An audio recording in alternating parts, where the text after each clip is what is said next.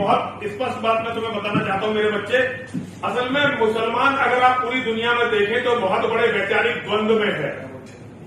वो समझ गया है कि जो जन्नत के सपने, जो 72 हूरों के सपने, जो दूध और शराब की नहरों के सपने उन्हें दिखाए गए थे, वो बिल्कुल झूठे हैं। अगर इस्लाम की असलियत, जिसके लिए मौलाना कहते हैं कि अगर मोहम्मद के बारे में बोला तो सर काट देंगे, अगर ये भय हिंदू अपने दिमाग से निकाल दें। देखिए, हम हिंदू हैं, हम राम के चरित्र की मीमांसा कर सकते हैं, हम कृष्ण के चरित्र की मीमांसा कर सकते हैं, हम परशुराम जी के चरित्र की मीमांसा कर सकते हैं। तो हमारे लिए मोहम्मद क्या चीज है? हम मोहम्मद की मीमांसा क्यों नहीं करेंगे और क्यों सच नहीं बोलेंगे?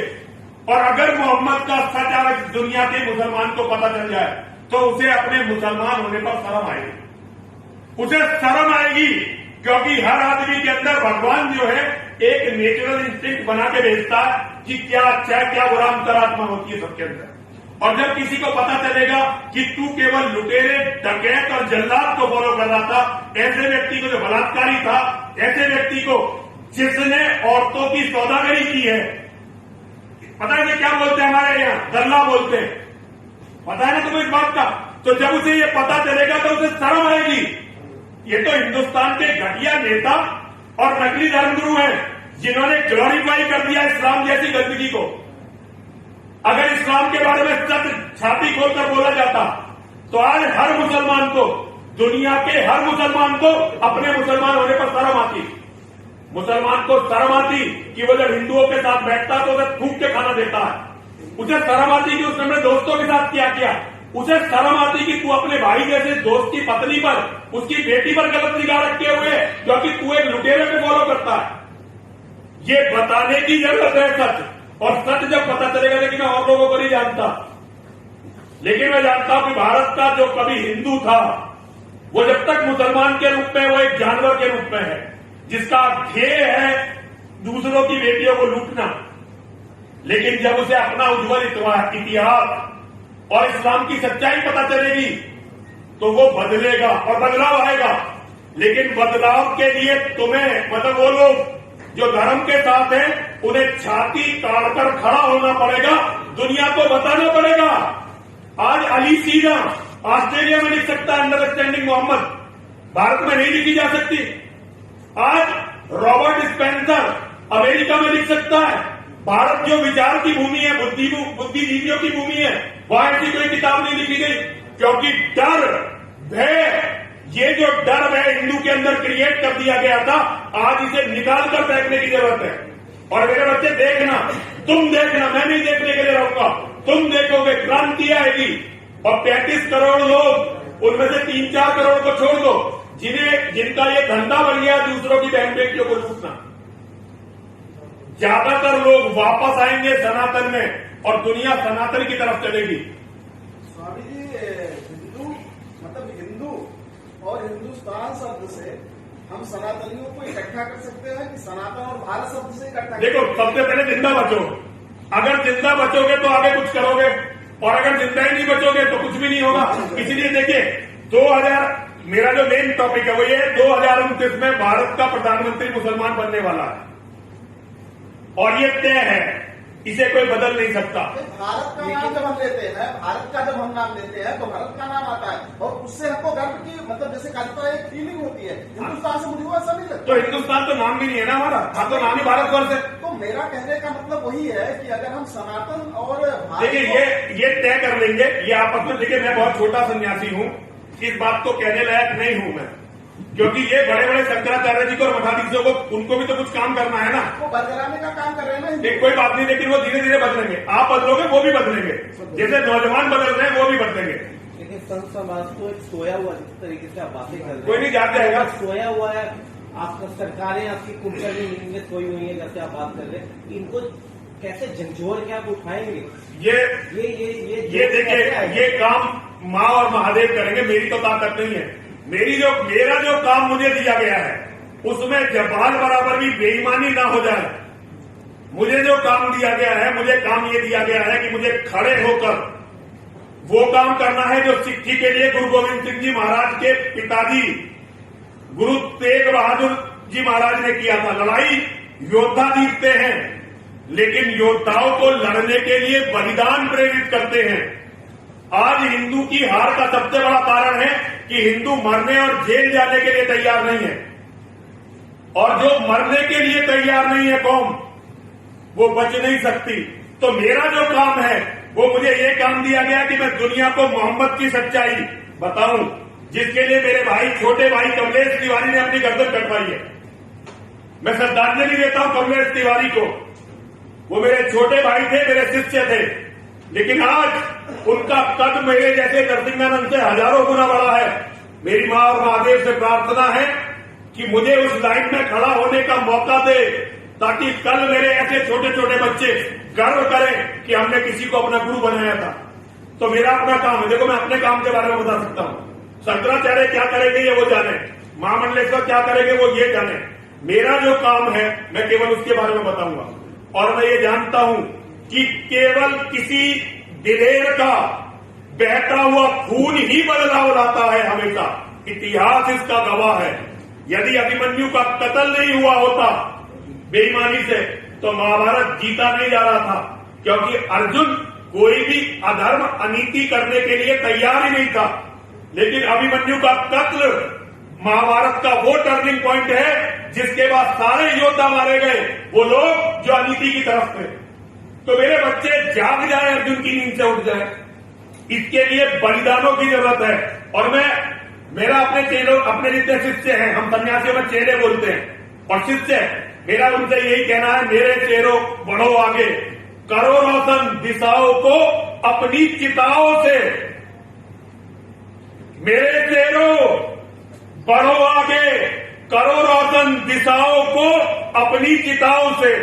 जिस दिन हम अपनी चिताएं साधु गिराना सीख लेंगे, हमारे शिष्य दुश्मन की छाती काट चीर कर उनका लहू पीना अपने आप सीख जाएंगे।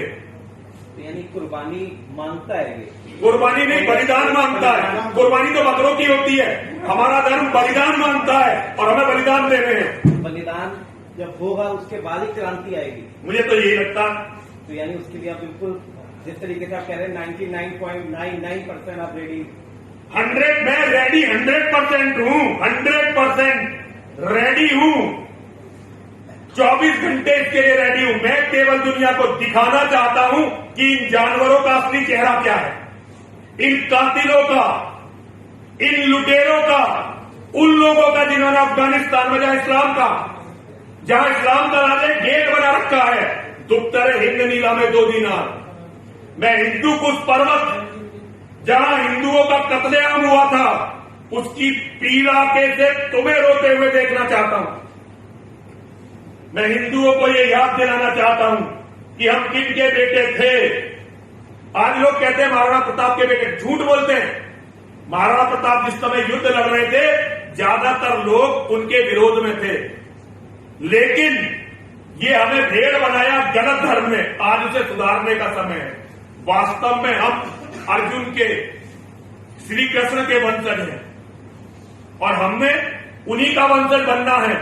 1400 साल के इतिहास में हुई गलतियों को सुधारने का समय आज आ चुका है। बताओ भैया। सर, मेरे ख्याल से जंग जो है मारकर जीती जाती है, मरकर नहीं। ये कहां का सिद्धांत है? पहले बताओ, मिलिट्री साइंस में क्या है सिद्धांत है? जो कौम मरने के लिए तैयार नहीं है वो जंग में जा ही नहीं सकती। आपको सत्तावत और चूड़ावत की कहानी याद है? आपको हाड़ी रानी की कहानी याद है, जिसने अपने पति को, क्योंकि वो अनमना था, अपना सिर काट के भेजा था?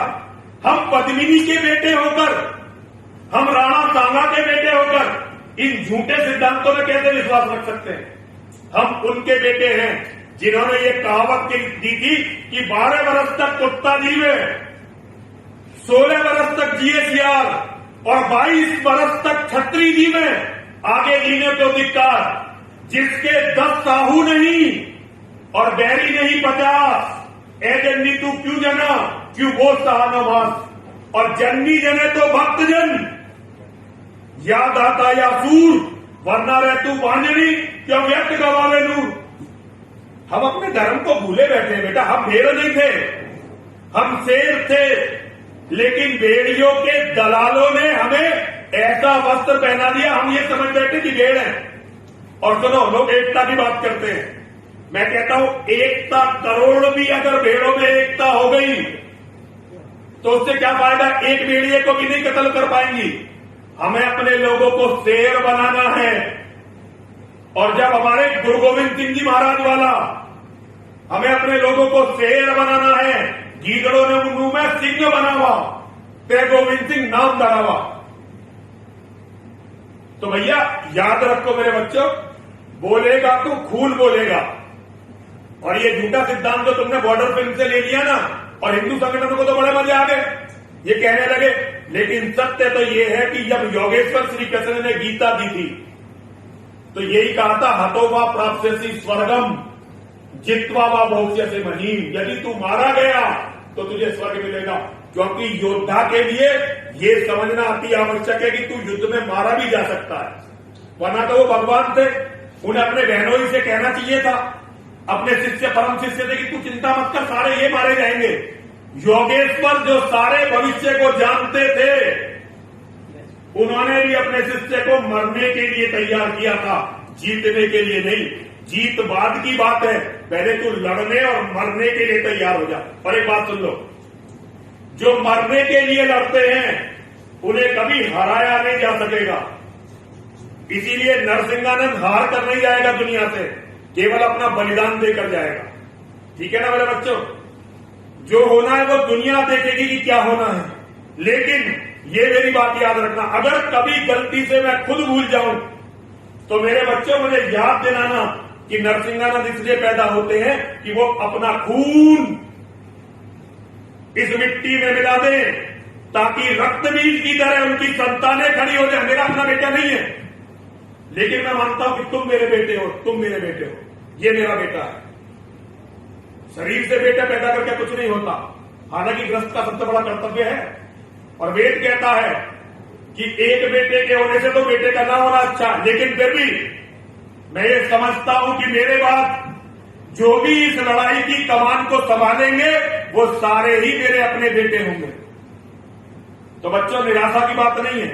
और जो कौम बलिदानों पर निराश होने लगे, जो कौम बलिदानियों की मिट्टी पर आंख भिगोने लगे, उस कौम को तो जिंदा रहने का अधिकार महादेव नहीं देते। युद्ध हमेशा तब जीते जाते हैं जब अभिमन्यु की छाती पर जयद्रथ पैर रख देते हैं। ये याद रखिए, युद्ध जब जीते जाते हैं जब भगवती सीता का अपहरण हो जाता है। युद्ध तब जीते जाते हैं जब महर्षि जमदग्नि का सर उतार लिया जाता है। युद्ध बलिदानों से जीते जाते हैं। और ये आपको समझनी भी है और समझानी भी है।